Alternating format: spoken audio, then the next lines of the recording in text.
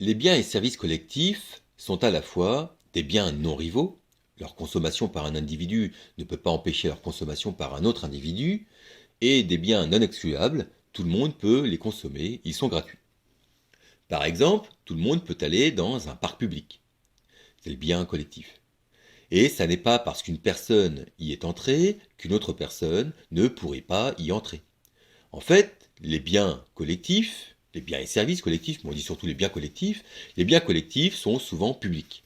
Autre exemple, en France, tous les enfants doivent pouvoir accéder à l'enseignement, et même si vos mères décidaient de toutes faire des enfants au même moment, ce à quoi on s'attend un petit peu avec le confinement, l'État serait dans l'obligation de fournir ce service à tous. Cela pose le problème du financement, autrement dit de l'argent pour produire ces biens et services. Si on laissait les agents privés contribuer par eux-mêmes au financement d'un parc pour tous, on voit tout de suite ce que cela donnerait. Il y aurait sans doute de bonnes âmes pour donner de l'argent, mais il y aurait aussi, sans moins de doute, des individus qui profiteraient du parc sans avoir contribué au financement. C'est ce qu'on appelle avoir un comportement de passager clandestin.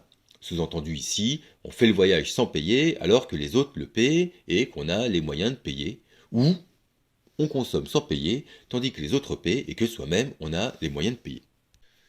En fait, si on considère que tous les individus sont rationnels, s'ils font tous des calculs économiques en mesurant les coûts et les gains, les inconvénients et les avantages, ils ont tous intérêt à laisser les autres contribuer au financement et à ne pas le faire eux-mêmes.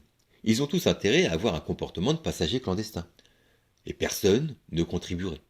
On retrouve la conclusion un peu du dilemme du prisonnier, vu dans le chapitre précédent. C'est la solution la moins bonne qui l'emporte. Pour éviter ces comportements, l'État peut imposer à tous, ou à tous ceux qui le peuvent, de payer. Ce sont les impôts et les taxes. Pour revenir sur le vocabulaire du dilemme du prisonnier, l'État force la coopération. En conclusion, le marché seul ne pourrait fournir ces biens et services collectifs parce qu'ils sont souvent peu ou pas rentables. Le marché est donc défaillant pour fournir certains biens collectifs et l'État doit intervenir. Mais attention, cela ne veut pas dire qu'une entreprise privée ne pourrait pas se charger de la fourniture d'un service public. Il suffit simplement que l'État la paye avec l'argent des impôts. C'est ce qu'on appelle une délégation de service public ou DSP. C'est à la mode en ce moment.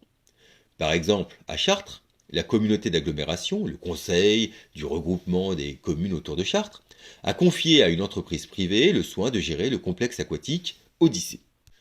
Par contre, ce n'est pas l'entreprise qui a construit la piscine.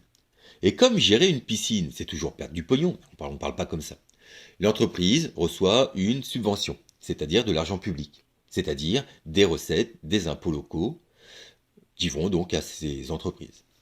Vous me direz, c'est complètement idiot, parce que vous parlez bien. En réalité, il y a des raisons plus ou moins rationnelles, mais aussi plus ou moins idéologiques à cela, à ces DSP, mais ça n'est pas un problème en première. En